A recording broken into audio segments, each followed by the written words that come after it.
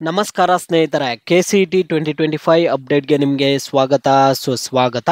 ಸ್ನೇಹಿತರೆ, KCET ವಿದ್ಯಾರ್ಥಿಗಳು ಕೆಲವರು ಕಾಮೆಂಟ್ಸ್ ಮುಖಾಂತರ ಪ್ರಶ್ನೆ ಮಾಡಿ ಕೇಳ್ತಿದ್ರು, ನಮ್ಮದು ರ್ಯಾಂಕಿಂಗ್ ಏನಾದರೂ ಸ್ವಲ್ಪ ಜಾಸ್ತಿ ಬಂದರೆ ಸೀಟ್ ಸಿಗುತ್ತಾ, ಒಂದು 50,000ನೋ ಇಲ್ಲ 1,00,000ನೋ ಇಲ್ಲ 1.5 ಲಕ್ಷನೋ ಈ ರೀತಿಯಾದ ರ್ಯಾಂಕಿಂಗ್ ಏನಾದರೂ ಬಂದರೆ ನಮಗೆ ಇಂಜಿನಿಯರಿಂಗ್ ಸೀಟ್ ಸಿಗುತ್ತಾ ಸಿಗಲ್ವಾ ಅಂತ ವಿದ್ಯಾರ್ಥಿಗಳು ಕೇಳ್ತಿದ್ರು. ಈ ಕುರಿತು ನಿಮಗೆ ಕ್ಲಾರಿಫೈ ಮಾಡ್ತೀನಿ. ಅದ್ರ ಜೊತೆಗೆ ಇನ್ನೊಂದೇನು 2-3 ದಿನದಲ್ಲಿ ರಿಸಲ್ಟ್ ಅಂತೂ ಬಂದೇ ಬರುತ್ತೆ.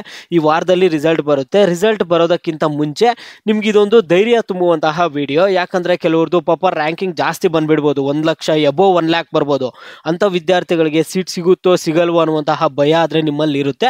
ಅದರಿಂದ ರಿಸಲ್ಟ್ ಬರಕ್ ಮುಂಚೆ ಈ ವಿಡಿಯೋನ ನೋಡಿ, ನಿಮಗೆ ಸ್ವಲ್ಪ ಆದ್ರೂ ಧೈರ್ಯ ಬರ್ಬೋದು. ಸ್ನೇಹಿತರೆ, ಆದಷ್ಟು ನಿಮ್ಮ ಫ್ರೆಂಡ್ಸ್ಗೆಲ್ಲ ಶೇರ್ ಮಾಡಿ, ನಿಮ್ಮ ಕಾಲೇಜ್ ಗ್ರೂಪ್ಸಲ್ಲಿ ಈ ವಿಡಿಯೋನ ಶೇರ್ ಮಾಡಿ. ಮತ್ತೆ ಯಾರಾದರೂ ನಮ್ಮ ಚಾನಲನ್ನು ಇನ್ನೂ ಸಬ್ಸ್ಕ್ರೈಬ್ ಮಾಡ್ಕೊಂಡಿಲ್ಲ ಅಂದರೆ ಈಗಲೇ ಚಾನಲನ್ನು ಸಬ್ಸ್ಕ್ರೈಬ್ ಮಾಡ್ಕೊಂಡು ವಿಡಿಯೋಗೆ ಒಂದು ಲೈಕ್ ಆದರೆ ಕೊಡಿ. ನೀವು ಕೂಡ ಸಬ್ಸ್ಕ್ರೈಬ್ ಲೈಕ್ಗೆ ನಮಗೆ ಪ್ರೋತ್ಸಾಹ, ಹೆಚ್ಚಿಗೆ ವಿಡಿಯೋಸ್ ಮಾಡಿ ತಿಳಿಸೋದಕ್ಕೆ. ಸ್ನೇಹಿತರೆ, ಈಗಲೇ ಸಬ್ಸ್ಕ್ರೈಬ್ ಮಾಡ್ಕೊಂಡು ವಿಡಿಯೋಗೆ ಒಂದು ಲೈಕ್ ಆದರೆ ಕೊಟ್ಬಿಡಿ. ನೋಡಿ ಸ್ನೇಹಿತರೆ, ನಾನೀಗ ಡೈರೆಕ್ಟಾಗಿ ಟಾಪಿಕ್ಗೆ ಬರ್ತೀನಿ. ಈಗ ನಮ್ಮದು ರ್ಯಾಂಕಿಂಗು ಒಂದು 50,000 ಬರ್ಬೋದು, ಇಲ್ಲ 1 ಲಕ್ಷ ರ್ಯಾಂಕಿಂಗ್ ಬರ್ಬೋದು, 1.5 ಲಕ್ಷ ರ್ಯಾಂಕಿಂಗ್ ಬರ್ಬೋದು. ಈ ರೀತಿಯಾದ ರ್ಯಾಂಕಿಂಗ್ ಏನಾದರೂ ಬಂದರೆ ನಮಗೆ ಸೀಟ್ ಸಿಗುತ್ತಾ ಸಿಗಲ್ವಾ ಅಂತ ವಿದ್ಯಾರ್ಥಿಗಳು ಪ್ರಶ್ನೆ ಮಾಡಿ ಕೇಳ್ತಿದ್ದಾರೆ. ಸ್ನೇಹಿತರೆ ನೋಡಿ, ನಾನು ನಿಮಗೆ ಈ ವಿಡಿಯೋದಲ್ಲಿ ಕ್ಲಾರಿಫೈ ಮಾಡ್ತಿದ್ದೀನಿ. ನಿಮ್ಮದು ರ್ಯಾಂಕಿಂಗು 1 ಲಕ್ಷ ಬರಲಿ 1.5 ಲಕ್ಷ ಬರಲಿ, ಇಂಜಿನಿಯರಿಂಗ್ ಸೀಟ್ ಸಿಕ್ಕೇ ಸಿಗುತ್ತೆ. ನಿಮ್ಮದು ಒಂದು ಲಾಸ್ಟ್ ರ್ಯಾಂಕ್ ಬಂದರೂ ಕೂಡ ಇಂಜಿನಿಯರಿಂಗ್ ಸೀಟ್ ಸಿಕ್ಕೇ ಸಿಗುತ್ತೆ. ಆದರೆ ಕಂಡೀಷನ್ಸ್ ಅಪ್ಲೈ ಆಗುತ್ತೆ. ಏನಂದರೆ, ನಿಮ್ಮದು ರ್ಯಾಂಕಿಂಗು ಈಗ 1 ಲಕ್ಷ ಮೇಲೆ ಏನಾದರೂ ರ್ಯಾಂಕಿಂಗ್ ಇದೆ ಅಂದರೆ ನಿಮಗೆ ಟಾಪ್ ಕಾಲೇಜಲ್ಲೇ ಸೀಟ್ ಬೇಕು ಅಂದರೆ ಟಾಪ್ ಕಾಲೇಜಸಲ್ಲಿ ಸೀಟ್ ಸಿಗಲ್ಲ. ಮತ್ತು ನಮಗೆ ಟಾಪ್ ಕೋರ್ಸಲ್ಲೇ ಸೀಟ್ ಬೇಕು, CS ISA ಸೀಟ್ ಬೇಕು ಅಂದರೆ ಸಿಗಲ್ಲ. ನಿಮಗೆ ವಿದ್ಯಾರ್ಥಿಗಳು ರ್ಯಾಂಕಿಂಗ್ ಜಾಸ್ತಿ ಬಂದಿರುತ್ತಲ್ಲ, 1 ಲಕ್ಷ 1.5 ಲಕ್ಷ ಈ ರೀತಿಯಾದ ಜಾಸ್ತಿ ರ್ಯಾಂಕಿಂಗ್ ಬಂದಿರುವಂತಹ ವಿದ್ಯಾರ್ಥಿಗಳು ನಿಮಗೆ ಯಾವುದೋ ಒಂದು ಕಾಲೇಜಲ್ಲಿ ಯಾವುದೋ ಒಂದು ಕೋರ್ಸ್ಗೆ, ಯಾವುದೋ ಒಂದು ಬ್ರಾಂಚ್ಗೆ, ಈಗ EC ಆಗಿರ್ಬೋದು, ಟೆಲಿಕಮ್ಯುನಿಕೇಷನ್ ಆಗಿರ್ಬೋದು, ಮೆಕ್ಯಾನಿಕಲ್ ಆಗಿರ್ಬೋದು, ಸಿವಿಲ್ ಆಗಿರ್ಬೋದು, ಯಾವುದೋ ಒಂದು ಕೋರ್ಸ್ ನಮಗೆ ಯಾವುದೋ ಒಂದು ಬ್ರಾಂಚಲ್ಲಿ ಸಿಕ್ಕಿದ್ರೆ ಸಾಕು. ನಮಗೆ ಯಾವುದಾದ್ರೂ ಕಾಲೇಜ್ ಆದರೂ ಪರವಾಗಿಲ್ಲ, ಯಾವ ಬ್ರಾಂಚ್ ಆದರೂ ಪರವಾಗಿಲ್ಲ, ಯಾವ ಕೋರ್ಸ್ ಅದು ಸಿಕ್ಕಿದ್ರೂ ನಾವು ಹೋಗೋಕ್ಕೆ ರೆಡಿ ಅನ್ನುವಂತಹ ವಿದ್ಯಾರ್ಥಿಗಳಿಗೆ ಸೀಟ್ ಸಿಕ್ಕೇ ಸಿಗುತ್ತೆ. ಓಕೆನಾ? ಕೆಲವು ವಿದ್ಯಾರ್ಥಿಗಳು ಇರ್ತಾರೆ, 1 ಲಕ್ಷ ಮೇಲೆ ರ್ಯಾಂಕಿಂಗ್ ಬಂದಿರುತ್ತೆ ಅವ್ರದ್ದು. ನಮ್ಮದು ಟಾಪ್ ಕಾಲೇಜಲ್ಲೇ ನಮಗೆ ಸೀಟ್ ಬೇಕು, ಟಾಪ್ 5 ಒಳಗಡೆ ಇರುವಂತಹ ಕಾಲೇಜಲ್ಲೇ ನಮಗೆ ಸೀಟ್ ಬೇಕು, ಮತ್ತು ಅದರಲ್ಲೂ ನಮಗೆ CSA ಬೇಕು, ISA ಬೇಕು ಅಂತ ವಿದ್ಯಾರ್ಥಿಗಳು ಇರ್ತಾರೆ. ಅಂಥವ್ರಿಗೆ ಸೀಟ್ ಸಿಗೋದು ಕಷ್ಟ ಆಗುತ್ತೆ ಅಷ್ಟೇ. ಕೆಲವು ವಿದ್ಯಾರ್ಥಿಗಳು ಇರ್ತಾರೆ, ನಾವು ಇಷ್ಟು ದಿನ ವೆಯ್ಟ್ ಮಾಡಿರೋದಕ್ಕೆ ನಮ್ಗೆ ಯಾವುದೋ ಒಂದು ಇಂಜಿನಿಯರಿಂಗ್ ಸೀಟ್ ಸಿಕ್ಕಿದ್ರೆ ಸಾಕು, ಯಾವುದೋ ಒಂದು ಕಾಲೇಜಲ್ಲಿ ಯಾವುದೋ ಒಂದು ಕೋರ್ಸ್ಗೆ ಇಂಜಿನಿಯರಿಂಗ್ ಸೀಟ್ ಸಿಕ್ಕಿದ್ರೆ ಸಾಕು ಅಂತ ಯಾರು ವಿದ್ಯಾರ್ಥಿಗಳು ಇರ್ತಾರೋ ಅಂಥ ಒಂದು ವಿದ್ಯಾರ್ಥಿಗಳಿಗೆ ಸೀಟ್ ಸಿಕ್ಕೇ ಸಿಗುತ್ತೆ. ನೀವು ತಲೆ ಕೆಡಿಸ್ಕೊಳ್ಳುವಂಥ ಅವಶ್ಯಕತೆ ಇಲ್ಲ.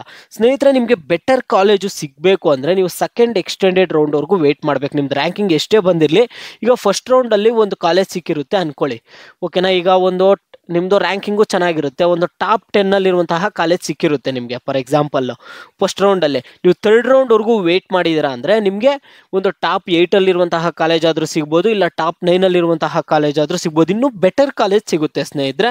ಈ ರೀತಿಯಾಗಿ ವಿದ್ಯಾರ್ಥಿಗಳು ಭಯ ಪಡಬೇಡಿ. ನಿಮ್ದು ರ್ಯಾಂಕಿಂಗ್ ಎಷ್ಟೇ ಬರಲಿ, ನಿಮಗೆ ಇಂಜಿನಿಯರಿಂಗ್ ಸೀಟ್ ಅಂತೂ ಸಿಕ್ಕೇ ಸಿಗುತ್ತೆ. ಯಾವುದೋ ಒಂದು ಕಾಲೇಜಲ್ಲಿ ಯಾವುದೋ ಒಂದು ಬ್ರಾಂಚಲ್ಲಿ ನಿಮಗೆ ಸೀಟ್ ಸಿಕ್ಕೇ ಸಿಗುತ್ತೆ, ಇದರಲ್ಲಿ ನೋ ಡೌಟು. ಓಕೆನಾ? ವಿದ್ಯಾರ್ಥಿಗಳು ಇಲ್ಲ ನಮಗೆ ಟಾಪ್ ಕಾಲೇಜಲ್ಲೇ ಸೀಟ್ ಬೇಕು ಅನ್ನೋದಾದರೆ ರ್ಯಾಂಕಿಂಗು ಸ್ವಲ್ಪ ಚೆನ್ನಾಗಿರಬೇಕು, ಒಂದು 50,000 ಒಳಗಡೆ ಆದರೂ ರ್ಯಾಂಕಿಂಗ್ ಇರಬೇಕು. ಓಕೆನಾ? ಅವಾಗ 3rd ರೌಂಡಲ್ಲಿ ಒಂದು ಚೆನ್ನಾಗಿರುವಂತಹ ಕಾಲೇಜ್ ಸಿಗುವಂತಹ ಚಾನ್ಸಸ್ ಇರುತ್ತೆ. ರ್ಯಾಂಕಿಂಗ್ 50,000 ಒಳಗಡೆ ಇದ್ದರೆ ಚೆನ್ನಾಗಿರುವಂತಹ ಕಾಲೇಜಸ್ ಸಿಗುತ್ತೆ. ಇಲ್ಲ ರ್ಯಾಂಕಿಂಗ್ ಒಂದು 20,000 ಕಡಿಮೆ ಇದೆ ಅಂದರೆ 1 ರಿಂದ 20,000 ರ್ಯಾಂಕಿಂಗ್ ಇರುವಂಥವ್ರಿಗಂತೂ ಟಾಪ್ ಕಾಲೇಜಸಲ್ಲಿ ಸೀಟ್ ಸಿಕ್ಕೇ ಸಿಗುತ್ತೆ, ಚೆನ್ನಾಗಿರೋ ಕಾಲೇಜಸಲ್ಲೇ ಸೀಟ್ ಸಿಗುತ್ತೆ ಸ್ನೇಹಿತರೆ. ಈ ರೀತಿಯಾಗಿ ಪ್ರೋಸೆಸ್ ಆದರೆ ಇರುತ್ತೆ. ನೀವು ಈಗ ಆಪ್ಷನ್ ಎಂಟ್ರಿ ಮಾಡೋವಾಗ ಟಾಪಿಂದ ಕಾಲೇಜಸನ್ನು ಆ್ಯಡ್ ಮಾಡ್ಕೊತ ಬರಬೇಕು. ಅದೆಲ್ಲ ನಾನು ಮುಂದಿನ ವೀಡಿಯೋಸಲ್ಲಿ ತಿಳಿಸ್ತೀನಿ. ಈಗ ನಿಮಗೆ ಕನ್ಫ್ಯೂಸ್ ಮಾಡೋದು ಬೇಡ, ರಿಸಲ್ಟ್ ಬರಲಿ. ಈಗ ವಿದ್ಯಾರ್ಥಿಗಳು ಗೊಂದಲ ಆಗಿದ್ರು, ನಮ್ದು ರ್ಯಾಂಕಿಂಗ್ ಏನಾದ್ರು ಜಾಸ್ತಿ ಬಂದರೆ ಸೀಟ್ ಸಿಗುತ್ತಾ ಸಿಗಲ್ವ ಅಂತ. ಸೀಟ್ ಸಿಕ್ಕೇ ಸಿಗುತ್ತೆ. ನಿಮ್ಗೆ ಯಾವ ಕಾಲೇಜ್ ಆದರೂ ಪರವಾಗಿಲ್ಲ, ಯಾವ ಕೋರ್ಸ್ ಆದರೂ ಪರವಾಗಿಲ್ಲ ಅನ್ನೋದಾದರೆ ನಿಮಗೆ 100% ಸಿಕ್ಕೇ ಸಿಗುತ್ತೆ. ಓಕೆನಾ? ನಮಗೆ ಯಾವುದ್ರಲ್ಲಾದರೂ ಸಿಕ್ಕಿದ್ರೂ ಪರವಾಗಿಲ್ಲ, CS ಆದರೂ ಪರವಾಗಿಲ್ಲ, IS ಆದರೂ ಪರವಾಗಿಲ್ಲ, EC ಆದರೂ ಪರವಾಗಿಲ್ಲ, ಟೆಲಿಕಮ್ಯುನಿಕೇಷನ್ ಆದರೂ ಪರವಾಗಿಲ್ಲ, ಮೆಕ್ಯಾನಿಕಲ್ ಆದರೂ ಪರವಾಗಿಲ್ಲ, ಸಿವಿಲ್ ಆದರೂ ಪರವಾಗಿಲ್ಲ, ಇನ್ನೂ ಕೋರ್ಸಸ್ ತುಂಬಾ ಇದ್ದಾವೆ. ಓಕೆನಾ? ಇಂಜಿನಿಯರಿಂಗಲ್ಲಿ ಸಾಕಷ್ಟು ಬ್ರಾಂಚ್ಗಳಾದರೆ ಇರುವಂಥದ್ದು. ಯಾವ್ದ್ರಲ್ಲಿ ಸಿಕ್ಕಿದ್ರು ನಮಗೆ ಪರವಾಗಿಲ್ಲ ಅನ್ನೋದಾದರೆ 100% ಎಲ್ಲರಿಗೂ ಸೀಟ್ ಸಿಕ್ಕೇ ಸಿಗುತ್ತೆ ಸ್ನೇಹಿತರೆ. ಈಗ ನಿಮ್ಮ ರ್ಯಾಂಕ್ ಎಷ್ಟು ಬರ್ಬೋದು ಅಂತ ನೀವು ಅಂದ್ಕೊತಿದ್ರೋ ಪ್ರತಿಯೊಬ್ಬರು ವಿಡಿಯೋಗೆ ಲೈಕ್ ಮಾಡ್ಬಿಟ್ಟು ಕಾಮೆಂಟ್ ಮುಖಾಂತರ ತಿಳಿಸಿ. ನೀವು ಎಷ್ಟು ಪ್ರೆಡಿಕ್ಟ್ ಮಾಡ್ಕೊತಿದ್ದೀರಾ, ನಿಮ್ಮ ರ್ಯಾಂಕ್ ಎಷ್ಟು ಬರ್ಬೋದು ಅಂತ ನೀವು ಪ್ರೆಡಿಕ್ಟ್ ಮಾಡ್ಕೊಳ್ತಿದ್ದೀರಾ ಅಂತ ಪ್ರತಿಯೊಬ್ಬರು ವಿಡಿಯೋಗೆ ಲೈಕ್ ಮಾಡ್ಬಿಟ್ಟು ಕಾಮೆಂಟ್ ಮುಖಾಂತರ ತಿಳಿಸಿ. ಮತ್ತು ನಿಮಗೆ ಟಾಪ್ ಕಾಲೇಜಸ್ಸು ಒಂದು ಲೀಸ್ಟ್ ಎಲ್ಲ ಕೇಳ್ತಿರ್ತೀರಾ, ನಾನು ಮುಂದಿನ ವಿಡಿಯೋ ಅಲ್ಲಿ ಮಾಡಿ ತಿಳಿಸ್ತೀನಿ. ಟಾಪ್ ಕಾಲೇಜಸ್ ಯಾವುವು ಅದರ ಲೀಸ್ಟ್ ಎಲ್ಲ ಕೊಡ್ತೀನಿ, ತಲೆ ಕೆಡಿಸ್ಕೊಳ್ಳಿ. ಪಡಿಸ್ಕೋಬೇಡಿ. ಪ್ಲೇಸ್ಮೆಂಟ್ ಬೇಸಿಸ್ ಮೇಲೆ ಎಲ್ಲ ಯಾವ ಕಾಲೇಜಸ್ ಟಾಪ್ ಇದೆ ಏನು ಅನ್ನುವಂಥದ್ದನ್ನು ಮುಂದಿನ ವೀಡಿಯೋಸಲ್ಲಿ ಹೇಳ್ತೀನಿ ನಾನು.